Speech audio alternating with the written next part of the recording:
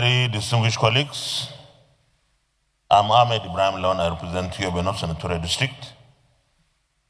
Mr. President, let me join my colleagues to sympathize with people and government of Kebbi State, and indeed the people of Nigeria. Mr. President, in 2014,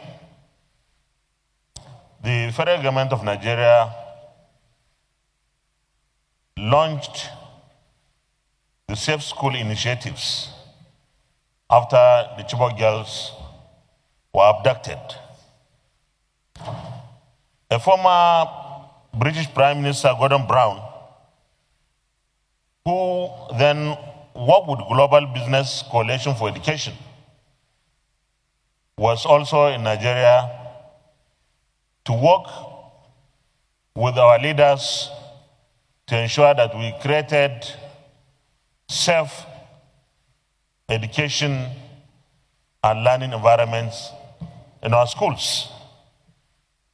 Mr. President, some money was contributed by the UN then, $20 million. And of course, the program took off. But as soon as it took off, I think it went down. What has happened in MAGA is simply the kind of situation that we face in almost every part of this country. Just like one of our colleagues mentioned, about 2-3 days ago, a general was murdered in Borno State. A general and his team who were working, fighting insurgency, fighting to protect us. It is very important here, Mr. President, that we address the security situation very squarely. This administration is making a lot of investment in the security sector.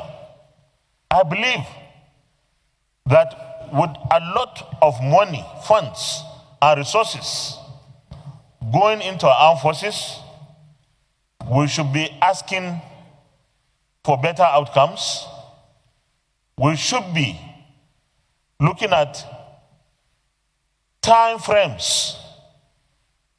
It shouldn't be an endless war against the insurgents. Can we really afford to fund our armed forces and other security agencies better, given the fact that we now have more revenues than before, and insist on value for money? Or else we look for others who can do it better. I also want to suggest that the relevant committees of the Senate investigate what has happened to the Safe School initiatives, because this program was at the beginning working, but no one talks about it anymore. What can we do to protect our children, our wards, when they go to school? Mr. President, Nigeria has been taking more than 40, 50 years back educationally because of the insurgency factor in northern Nigeria. And I said Nigeria has been taken back, not northern Nigeria, because what happens in any part of our country affects the other parts. And it is very important that because these children are our future, we have to do everything possible to ensure that we improve on the security situation generally, but come up with something that will ensure that parents feel comfortable, feel that their children will be protected when they go to school. Otherwise, the dropouts, the withdrawal of kids from schools will continue, and the future of Nigeria will be compromised. I want to thank the president and commend him actually for asking the military or armed forces to go after these people. But time is of essence here for armed forces.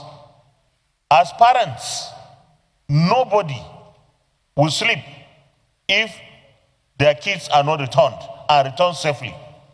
So we have to push as a parliament how far we can push in terms of funding, how far we'll continue to insist on getting value for money.